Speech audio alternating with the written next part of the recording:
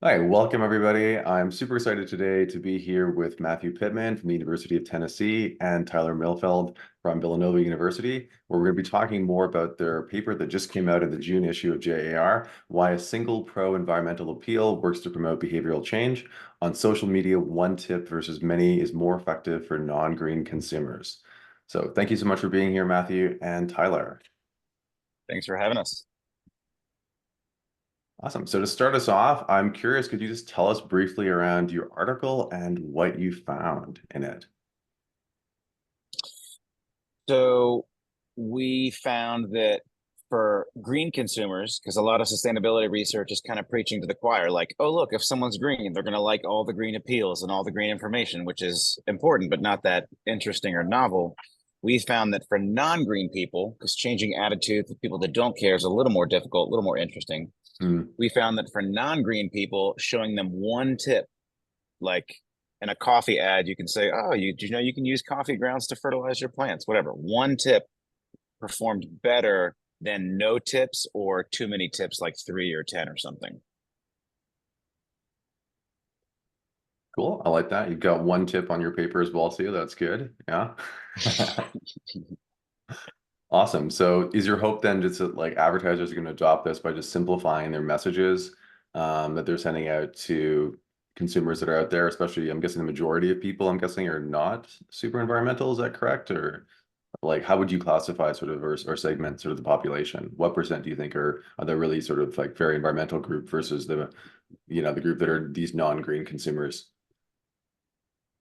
I feel like with this, Tyler, you can chime in too. The answer is always like it depends. For this, the way we measured it was had them self-rate on a scale from 1 to 7. Like, I care about the environment. I make more sacrifices than most people. Um, but of course, we all know someone that's like super green, more green than us, and we all know someone that doesn't care about the planet at all that should. So the takeaways are pretty practical. Like any product that's being advertised to really anybody, one tip, just throw a tip in there, even if it's to a not that green consumer segment. Because that one tip might help them like ideate, think about the environment, just to like move the needle just a little in the right direction. And Matthew, one of the things I'll add too, which I found to be super fascinating, is through our experiment, our initial experiment, we had, a one tip and then three or four or five different tips over here. So the three, four, five tips were obviously longer.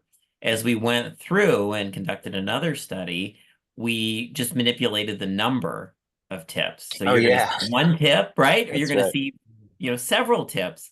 And what was fascinating to us was it's just the sheer number of tips that changes that dynamic. So it's not even that list of what Not they're even going to seeing a see, list of tips, not even just seeing a list, seeing, right? But it's just the yeah, number and that amount of perceived information is for the non-green people became something that was too much. yeah. It's very meta for the non-green Yeah. consumers.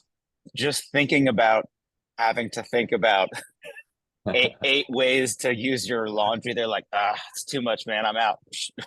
Low Yeah. purchase intention. What do you think is So driving that? Like, what do you think is causing this? Is it just like they're just overwhelmed, they just don't care, or is this too much work, or yeah, not motivated. They lack the motivation, the ability, the interest. Like it's a little bit of everything. The most interesting thing, this is probably jumping ahead, but this is what I think when I think of this paper now. Okay. Study three was the targeted one, right? Where we put real ads on social media. And the beauty of like online behavioral advertising, targeted ads, I can target like Tyler. If I know you're into running, I can make sure an ad appears before your eyeballs. If it's like target runners in the Philadelphia region, whatever. But it's hard to target people that don't care about a thing. You can't choose people who yeah. like you can't select people who hate the environment. Like no one's going to say like social desirability bias. No one's going to say, "Oh, I want the planet to burn." But we found a couple papers that said here are things that people who are low green consumers do care about. And it was like tradition, fossil fuels, and like big banks like Goldman. I forget what it was, Yes. what The, the the third category financial was. piece came in there too. Yes, it was like high. They want high financial sector and oil and like literal fossil fuels. So I think on Instagram we were able to find categories to like bridge that gap to Yeah. target. These are some non-green people, and then the one tip performed better than the other two conditions. But that was a funny challenge to like a little hurdle to overcome. Like, oh yeah, how do you target someone that doesn't care about a thing when you want to present a message about that thing? Well, and I'll add too, Matt, one of the critical variables we measured is, of course, authenticity. And for those Mm. low environmental concern consumers, we call the LEC consumers, they perceived the brand to be more authentic when it was just a single Mm-hmm. tip. So to your question, Colin, it may be also a perception that when the brand, the company, the influencer, the organization, whoever it is, has many tips, they might be trying too hard, might be Mm-hmm. overcompensating. Because if I don't And care about the environment that much, how could Nike or yes, Coca-Cola, right? yes. They don't really care about the environment that much. It's almost like they're trying too hard to do Mm. something. And I think there also may be a component of just choice overload, which we didn't get into in this study, but I think is a Hmm. great platform for future research, right? Is Yeah, that does that's a a good single follow-up. tip when presenting one choice make it a lot more tangible for you to do something versus I have five choices. I'm not even sure where to start. You're kind of paralyzed kind of by the Right. choices in front of you. Maybe this gives them something more concrete, which they can then enact in their lives versus having to make a decision Mm. which one they want to do. Yeah, that's Yeah. interesting. Yeah. Where did the idea for the study come from? I'm always curious about that with papers of like how did you come up with Yeah. this? Yeah. Well, I'll start, Matthew, because I love talking to Matthew about all sorts of different ideas. We have more ideas than I think we have time. And I love That's Good problem common. to working have. Yeah. I love working with him because we're able to kind of bounce these ideas off of each other and they become something that's pretty cool. And I remember we were talking on the phone. We usually talk on the phone when we're picking up our kids or getting ready, on the drive Mhm. somewhere. And we have these like 10 minutes of ideation.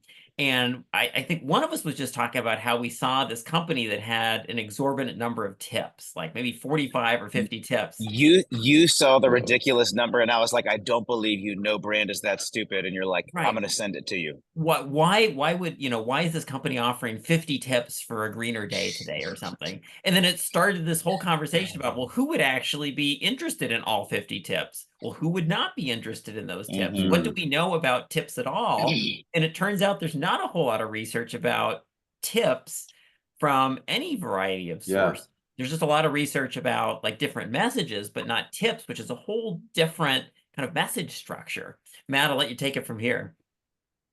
Yeah, all of our articles start from something one of us saw in the real world, and we go, this can't be effective, right? There's no way this is working.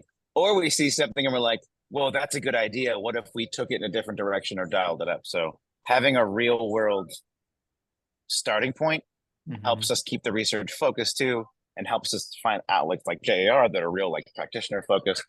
So yeah, I love having that real world starting point because it keeps us grounded and from getting too much into like the academic or theoretical ether. And it was amazing too, as we started to then look for examples on social media of tips, we found a whole array of, Wow. companies, not-for-profit organizations, influencers with tips. You had single tip, 3 tips, 5 tips, 20 tips, 50 Mm-hmm. tips.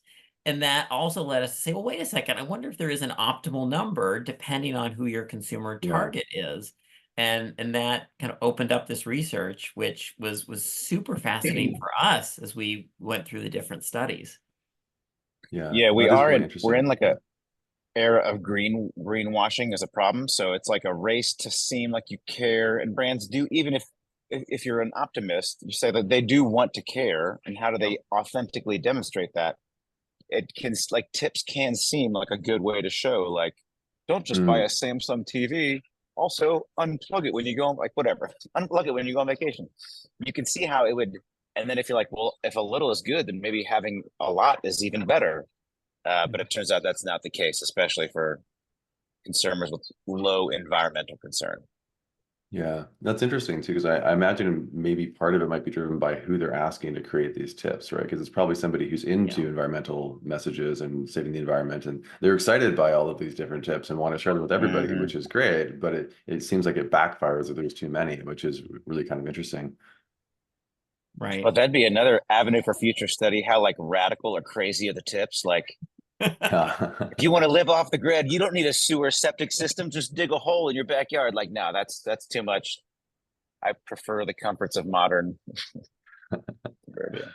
Yeah, so you bring up one of my next questions, which is where else from here, right? So looking at the degree of the tips or like the challenge involved in them, right? I think there was one earlier you mentioned which escaped me, but like any other ideas of like where to next with this? I think there's a lot of potential roads. I think Matthew was just talking about one of them, right? Is that we didn't manipulate the creative at all. And when Mm, you think about LEC, so those low environmental concern consumers, is there a way, if you do want to provide more information, well, however you define that more information is, can you portray it or frame it in more creative ways to make it more digestible? I think one of the big takeaways from our research is that, for people who don't really care as much about the environment, less is more. So mm, if less is more and providing less information, kind of less robust content, more tangible type things where you can land the plane, what are the different ways in which you could manipulate that piece creatively? And I think there's a long runway to be able to explore that. Yeah. We also talked about some yeah. different mediators too. We talked about choice overload a little bit earlier in this podcast, which Mm, could really connect yeah, to that was it. Yeah. like how do people perceive choices? If you're going to Greece over the summer and the hotel says you these are the 50 things you're going to do today and you weren't really motivated to go outside, you might say Mm, to yourself, maybe I don't want to do any of them. And that's kind of what we're mm, finding. So I think there are other contexts too. When you Great. think about less is more, people that are not motivated, the information you provide them is providing them at more bite-sized pieces, a little bit Mm, more yeah. digestible to engage them versus just them saying, you know what, I don't want to touch any of this. This is just too much for me. Yeah. I like yeah, that we did have some. Sorry, that's okay. Go we ahead. had Yeah. some mediator like that didn't quite pan out. It was Yeah. close, but I wonder if we were to manipulate the creative, like you said, with different message appeals or something like visual elements, if we could have moved the needle there. And I Yeah. and I've thought about this like just in my daily life and like different contexts. Like I was earlier today, I went into I saw an article that seemed kind of interesting, but I wasn't super motivated to read it. And then I go into the article and then it's like 20 different sections. And I was like, this is where I get off the exit, right? This is just way too much. And I was like, this is the tips paper, right? I Yeah. wasn't really motivated. It's way too much for me. So I think there's a lot of different ways advertisers can explore this relationship. It's interesting you Another thing. mentioned. Oh, so go ahead. Yeah. No, go ahead.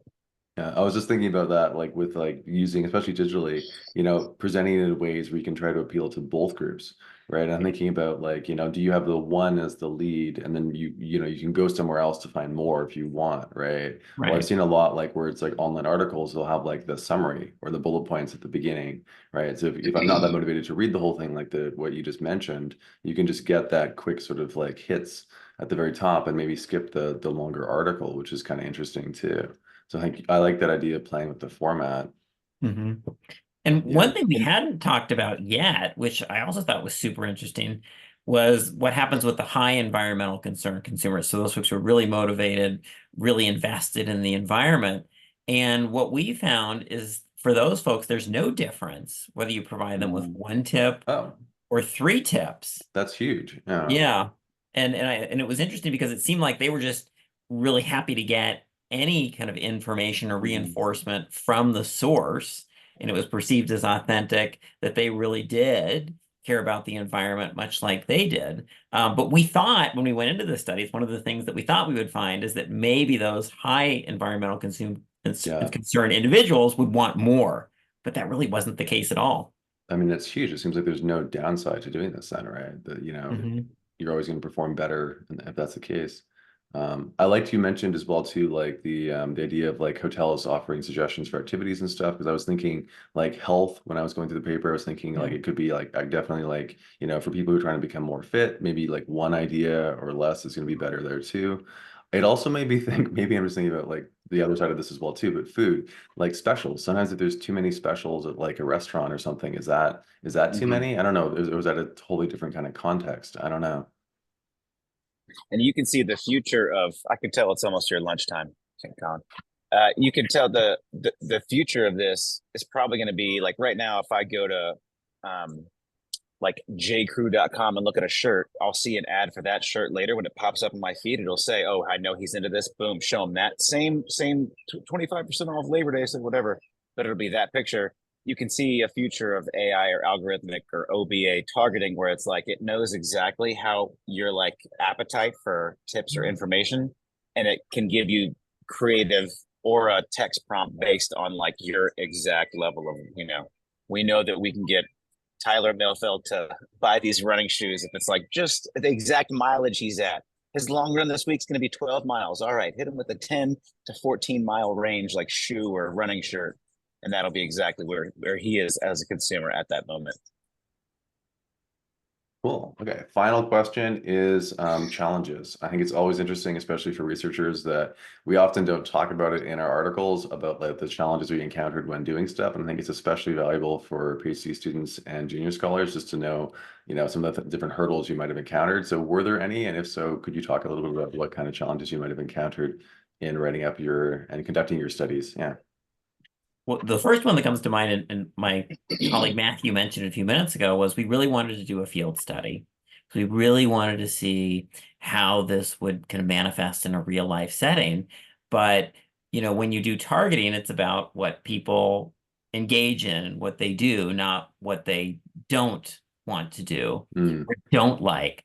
So we spent a lot of time thinking about how we could set this up, and we did find some literature about some other kind of correlated things to this idea to kind of get through the back end to test this idea. So I think it involved for us, like thinking a little bit more outside the box of how can we do something to really see if this effect holds in a real world setting, even though there wasn't really a prescribed way to do it. And I thought Matthew, who was the engineer behind that operation, was absolutely brilliant in helping us kind of see that path forward. Because That's if awesome. it like Tyler said, in the first two studies, we found that the green consumers didn't really care if it was 1 or 3 or 5 or 10. They're like, great, give me all the green tips in the world. And if it would have been a pure interaction where the green people didn't like the one tip, then we could have gone that way because it would have been easy to target people who care about the environment, recycled goods, sustainability, circular production. You can target those people, and we could have given them the ads with 1 or 3 or 10 tips. But because the main effect was driven by how much the non-green people loved the one tip and didn't like anything else, the challenge was how to target the non-greens. The other interesting thing, which is kind of a challenge or hurdle, but we weren't sure how to do a control condition. Do we just do like is a 0 tips ad? What is that? Just like Yeah. What does it even mean, right? our stuff Yeah. is sustainable. So, but that was an interesting thing that providing one tip was just, and if it's again a baby tip, was just enough to get a non-green person to be like, oh, putting coffee grounds in a planter outside, that's interesting. Just enough to make them accessible. It's not too much, not overload. Enough to make them think about the product and using it more so than they would have if it's just like, here's an ad for this sustainable coffee or whatever. Awesome. Okay. Well, Yeah. thank you so much for taking the time to talk more about your article. And thank you for speaking as well on behalf of your co-author Kibum as well too. That's awesome. Any other final thoughts you wanted to share on your article? So we have one tip for all the listeners, and that is make sure you check out the next JAR podcast. It's just one tip, one thing you can do, whether you're motivated or not, but we think it's going to be pretty effective.